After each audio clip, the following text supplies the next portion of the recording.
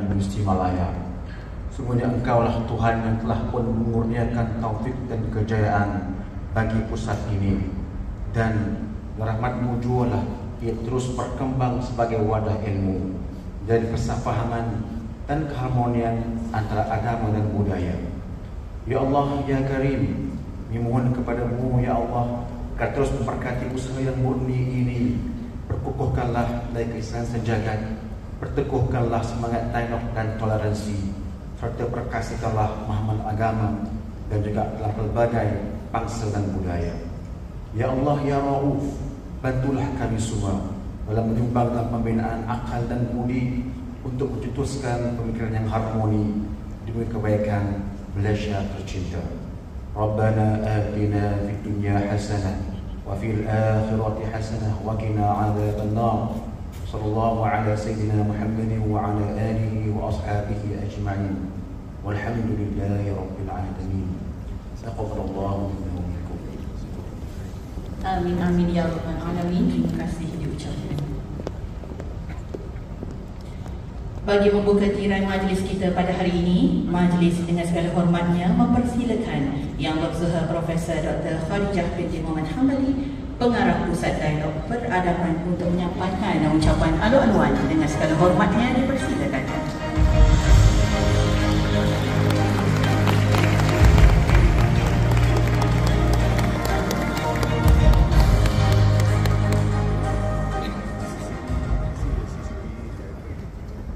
Terima kasih kepada pengacara majlis Puan Azura.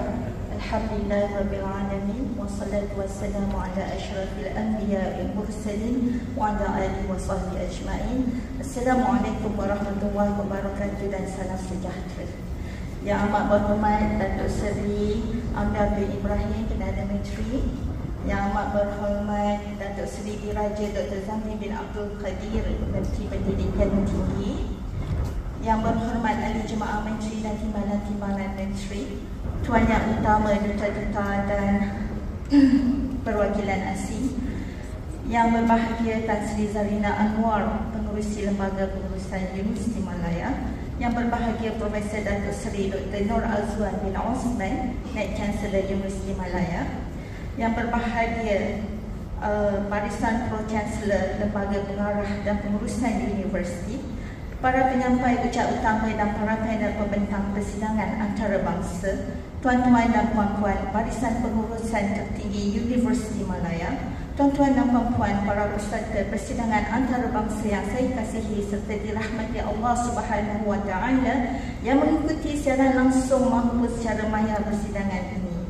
Pohon sirih, pohon selasih tumbuh merimbun di hujung laman. Kalungan budi, junjungan kasih atas kehadiran puan-puan yang budiman. Alhamdulillah, thumma alhamdulillah. Setinggi-tinggi kesyukuran kita panjatkan kehadirat Allah Subhanahu wa taala, kerana dengan limpah kurnia dan izinnya jua kita dapat berhimpun pada petang yang penuh makna ini bagi meraihkan detik bersejarah perjalanan gemilang 30 tahun Pusat Dialog Peradaban, menerusi penganjuran persidangan yang bertemakan 30 tahun Dialog Peradaban Universiti Malaya.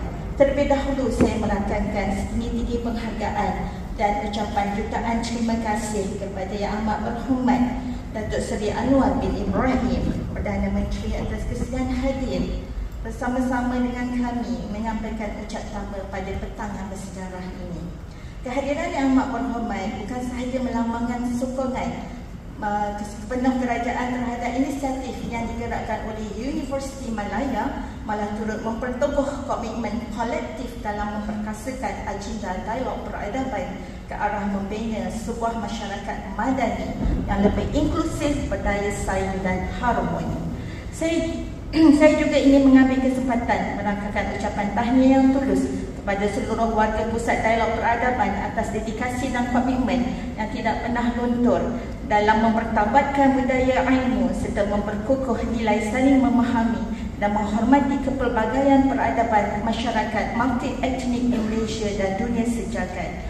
Hadirin dan hadirat yang dihormati, dengan pendekatan yang inklusif dan berteraskan nilai-nilai sejagat, Pusat Dialog Peradaban bukan sahaja mengangkat suara Malaysia dalam wacana dialog antara agama di peringkat antarabangsa, bahkan menjadi rakan aktif dalam menyumbang kepada penyelesaian isu-isu kemanusiaan dan perdamaian global melalui kerjasama dengan nama besar seperti the International Dialogue Center (KICID), the Organisation of Islamic Cooperation (OIC), UNESCO serta pelbagai jaringan antara agama dan antara budaya sedunia.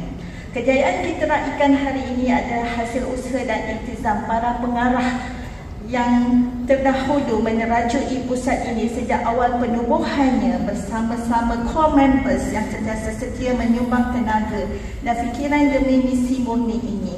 Mereka adalah nadi yang menjadikan pusat ini relevan dalam arus perubahan zaman selalu dengan aspirasi Malaysia Madani yang mengangkat nilai keinsanan, ihsan dan kemampanan sejagat. Puteri Kadazan berkain kelingkan, senyum sekilas menyambut hidangan. Sekalung penghargaan kami titipkan tidak terbalas jasa usaha bakti kalian. Usaha pusat dialog ini juga seiring dengan matlamat pembangunan mampan SDG khususnya dalam hal mempromosi keamanan, keadilan, institusi yang kukuh dan pembangunan sosial menyeluruh tanpa diskriminasi. Kejayaan Pusat Dialog Peradaban Universiti Malaya ini telah menjadi pencetus kepada pelbagai pendidikan ilmiah bersifat antara agama dan antara budaya yang telah menghasilkan puluhan penerbitan berimpak tinggi bukan sahaja di Malaysia malah di peringkat antarabangsa. Hasil penyelidikan ini mendapat pengiktirafan meluas sehingga mendapat beberapa karya yang berkaitan dengan dialog, isu kemanusiaan diterjemahkan dalam pelbagai bahasa dunia, membuktikan bahawa mesej keamanan dan peradaban yang dibawa oleh Malaysia melalui pusat ini adalah bersifat sejagat dan menentas sempadan. Lebih penting lagi, pusat ini telah menjalin hubungan erat dan aktif bersama pelbagai institusi seperti Jabatan Kemajuan Islam Malaysia (JAKIM), Institut Kefahaman Islam Malaysia (IKIM), Majlis Agama Islam Negeri Selangor dan Melaka, dan NGO dan pertubuhan keagamaan seperti Sokagai Malaysia, Persatuan Buddhis Malaysia (SIN), Persatuan Bahai, Christian Federation of Malaysia, Sikh Association dan banyak lagi dalam memelihara dan menyuarakan kedamaian sejagat melalui dialog yang inklusif dan saling menghormati. Kerjasama seperti ini bukan sekadar simbolik tetapi telah melahirkan pelbagai inisiatif akar umbi, penerbitan bersama dan program yang menyentuh hati masyarakat, mempertaui jalinan hati dan kerjasama yang erat, menghormati perbezaan, meraihkan kebersamaan. Hadirin dan hadirat yang saya sanjungi, mesej utama ini merupakan intipati penting dalam pelaksanaan pemberdayaan dan dialog peradaban di persada antarabangsa dan lebih khusus dalam konteks Malaysia sebagai kepengurusan ASEAN. Izinkan saya meneruskan ucapan ini dalam bahasa Inggeris. Respected faith leaders, like great honor and deep humility that we welcome you to this momentous occasion, the 30th anniversary conference of the University Malaya Center for Civilizational Dialogue, UMCCD. This milestone is not merely a commemoration of time, but a celebration of purpose.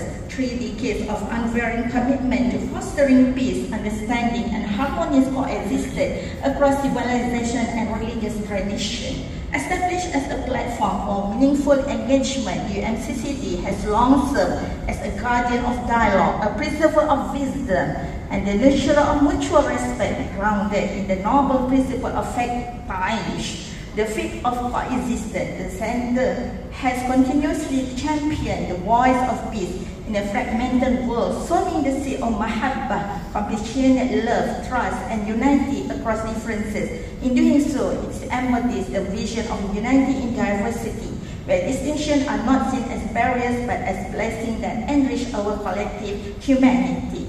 As we reflect on this remarkable journey, we are reminded that dialogue is not an end in itself, but a living, breathing process that shapes the moral fabric of society. UMCCD remains steadfast in its mission to cultivate individuals of noble character, insan berakhlak mulia, guided by empathy, driven by justice, and committed to the shared ideal of peace and human dignity. May this conference serve as a renewed call to action to build bridges over boundaries and to carry forward the torch of civilizational dialogue for generations to come. Saya ingin merakamkan jutaan terima kasih atas usaha dan pengorbanan setiap individu dan pasukan petugas yang telah bertekus lumus menjayakan persidangan serta sambutan 30 tahun pusat dialog ini. Terima kasih kepada bahagian corporate Universiti Malaya, pejabat JPBHP, keselamatan, kesihatan PPUM dan banyak lagi yang membantu kami, termasuk Universiti Club yang tidak boleh saya sebutkan satu persatu. Pisang emas di bawah belayar, masak sebiji di atas peti. Sokongan semua pihak takkan terbayang, budi dikenang sehingga akhir hayat kami. Hadirin dan hadirat yang saya hormati, menyedari bumi mana yang tidak ditimpa hujan, laut mana yang tidak bergelora, biarlah saya ungkapkan sedemikian. Kalau ada wajah yang tersalah pandang, kalau ada nama yang tersalah sebut, kalau ada gelar tersalah ucap, kalau ada yang duduk di salah tempat, kami ungkapkan dengan kapal api dari seberang, syarat dengan barang-barangan. Jika ada terlebih terkurang, diumpat tidak, dicaci pun jangan. Sebagai penutup bicara, izinkan saya merakamkan setinggi-tinggi tahniah dan juga terima kasih kepada semua tanpa dukungan padu daripada barisan kepimpinan universiti, para ucap utama dan para panelis yang pakar. Persidangan ini tidak mungkin menjadi kenyataan. Saya ingin mengucapkan sekali lagi tahniah dan syabas kepada Pusat Dialog atas commemorating as a 30th anniversary. Moga persidangan ini menjadi medan subuh yang menyemai gagasan baru, bukan sekadar untuk mewarnai wacana akademik, tetapi untuk meresap ke dalam denyut nadi kehidupan sosial dan kebudayaan kita. Biarlah idea yang tercetus daripada dialog hari ini menjelma sebagai panduan hidup, memperkuat jalinan kemanusiaan. Ayuh kita terus melangkah bersama mengangkat martabat dialog peradaban ini sebagai teras keharmonian dan tunggak perpaduan negara yang kita cintai. Dengan ini saya sudahi ucapan saya dengan kalimah wabillahi taufiq wal hidayah. Wassalamualaikum warahmatullahi wabarakatuh. Universiti Malaya tertumpahnya kasih. Sekian, terima kasih. Terima kasih Yang Berbicara Profesor Khadijah atas ucapan alu-aluan sebentar tadi.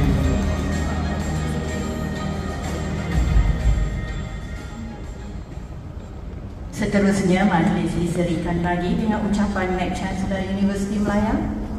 Majlis dengan segala hormat yang mempersilakan Yang Berbahagia Profesor Datuk Seri Insinyur Dr. Nur Azwan Abu Osman untuk menyampaikan ucapan. Dengan segala hormatnya dipersilakan.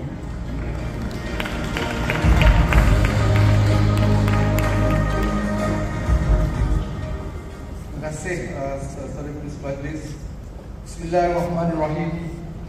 Yang kita semua kasihi, Yang Amat Berhormat Datuk Seri Anwar Ibrahim, Perdana Menteri dan juga alumni Universiti Malaya. Terusnya, yang saya hormati Yang Berhormat Senator Datuk Seri Diraja Dr. Zamri bin Abdul Kadir, Menteri Pendidikan Tinggi dan juga sering cakna kepada Universiti Malaya. Yang berhormat Ahli Jemaah Menteri dan Timbalan Perdana Menteri, Tuan Yang Terutama, Duta-Duta dan Perwakilan Asing, Barisan Pro Chancellor Universiti Malaya, Barisan Lembaga Pengarah Universiti, Yang Berusaha sahabat saya Profesor Dr. Khadijah Muhammad Hamdani, dan juga tidak lupa Yang Bahagia Profesor Datuk Azizan Baharudin, Mantan Pengarah Pusat Dialog Peradaban Universiti Malaya, para panel dan rekan-rekan kerajaan, tuan-tuan dan puan-puan yang saya hormati sekalian. Assalamualaikum warahmatullahi wabarakatuh. Bersyukur kita kepada Allah SWT kerana dengan kurnia dapat kita semua bersama-sama dalam satu majlis yang saya kira sangat hebat, yang dihadiri oleh orang-orang yang hebat, iaitu persidangan antarabangsa dialog peradaban. 3 dekad lalu, di kampus Keramat inilah benih pertama dialog antarabangsa telah disemai. Dari ruang kuliah ke forum antarabangsa, dari wacana ilmiah ke pentas dunia, Universiti Malaya menjadi pelantar terbuka untuk naluri dan suara yang mampu membina jabatan kesefahaman. Dialog peradaban yang kita katakan ini bukan sekadar wacana akademik, akan tetapi ianya merupakan satu iltizam etika, moral dan manusiawi untuk mempertemukan nilai-nilai yang merentasi sempadan kaum, kepercayaan dan ideologi. Seperti mana yang selalu dizahirkan oleh Yang Berhormat Perdana Menteri, kekuatan sesebuah tamadun bukan hanya terletak pada pencapaian ekonomi atau ketenteraannya semata-mata, akan tetapi ianya terletak pada ketinggian ilmu, budi, adab serta kematangan dalam menepani perbezaan. Inilah sebenarnya prinsip asas, prinsip yang menjadi roh kepada dialog antara budaya peradaban sejak mula lagi. We appreciate your wisdom, sir. Ladies and gentlemen, the world today stands at a crossroad where we must embrace a global spirit of togetherness and synergy between and among civilizations. Indeed, it is my pleasure to remind ourselves that it was in March 1995 that this university hosted the first inter-civilizational dialogue between Islam and Confucianism, championed by none other than our dear Prime Minister, who was the Deputy Prime Minister at that time. As he wrote in his book, The Asian Renaissance, in the year of the notion of any one civilization dominating the global system. In this context, the mission of the conference today is to rekindle the spirit of unity in diversity. We are all aware that ASEAN's diversity is greatest strength. The world's living lab for civilizational synergy and shining examples through this mechanism of dialogue of civilization. We should also invest in an ASEAN network of civilizational observatories that can monitor intellectual tensions over early warning system of conflict and promote cultural together. Mr. Prime Minister, sir, ladies and gentlemen, at the heart of all these challenges, climate, conflict, poverty, health, lies a single truth. No nation, no civilization, no people can face them alone. The only way forward is together. We have seen what this unity brings. During World War I and World War II, claimed more than 100 million lives. The atomic age reminded us how close we have come to destroying everything. We cannot go back. The stakes are too high. Let us instead choose a future of peace, a future where the child in Gaza, the student in Kuala Lumpur, the teacher in Nairobi, and the worker in Europe, for example, all see themselves in one another. Dear members of the audience, today almost 700 million, about 8.5% of humanity, live in extreme poverty on less than $2.50 a day. Inequality has worsened, as our Prime Minister also raised this in the United Nations, quote, the super rich are living side by side with the ultra poor, unquote. It needs a collective, global and civilizational efforts to address inequalities, tackle injustice and create a better tomorrow for all, for our new generations to come. We must champion a new age, an age of humanity, one founded on the pillars of compassion, wisdom, education, technology, and shared immunity. Hence, the concept of the dialogue of civilization highlights the fundamental truth that we are all human beings with the same aspiration for justice, dignity, security, and prosperity. I must say that having our Prime Ministers here at ICON CZ25 personally championing the dialogue of civilizations sends a powerful message to University Malaya, to Malaysia, which will continue to punch above its way for global peace and understanding in ASEAN and the world. For that, sir, we thank you. Ladies and gentlemen, another thing that before I end this remark, I invite all of us to imagine the world 30 years from now. Let the next 30 years be an era where spirit of togetherness and the dialogue of civilizations are not just mere slogans, but the norms embedded in our education system, our diplomacy, and our everyday interactions. Akhir kata, semoga wacana yang kita bentangkan pada hari ini memberkas dalam jiwa kita dan menjadi titik tolak kepada gelombang baharu pemikiran yang lebih adil, lebih insani dan lebih memerdekakan. Tumbuh merimbun si pohon jati, akar bersatu di tanah sejahtera. Biar berbeza rupa dan hati, ilmu dan adab penyatu kita. Sekian, wabillahi taufiq wal hidayah. Wassalamualaikum warahmatullahi wabarakatuh. Terima kasih Yang Berbahagia Datuk Seri atas ucapan itu tadi.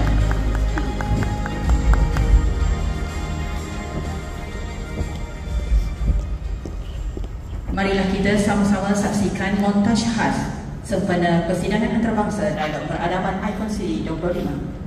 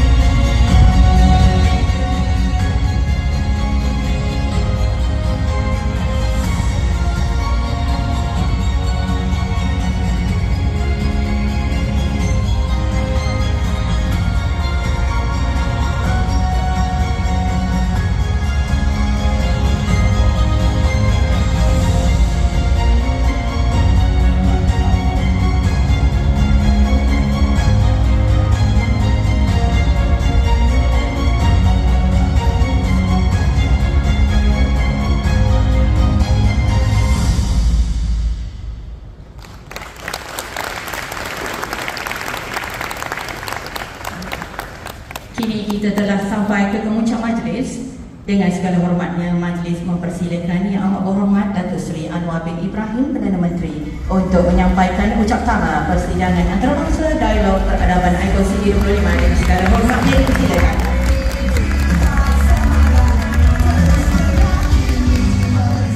Assalamualaikum warahmatullahi wabarakatuh. Dan salam sejahtera. Alhamdulillahi Rabbil Alamin. Nahmaduhu wa nusalli ala rasulihil karim wa ala alihi wa sahbihi ajma'in. Saya baru lagi dari Makam Pahlawan untuk mengiringi jenazah mantan Perdana Menteri dan alumni Muslim Malaya, sahabat dan keluarga Tun Abdullah Badani. Jadi wajah sambil kesempatan ini untuk mengajak saudara membaca Fatihah, takut, menang dan berdoakan pada roh cucu dia. Al-Fatihah.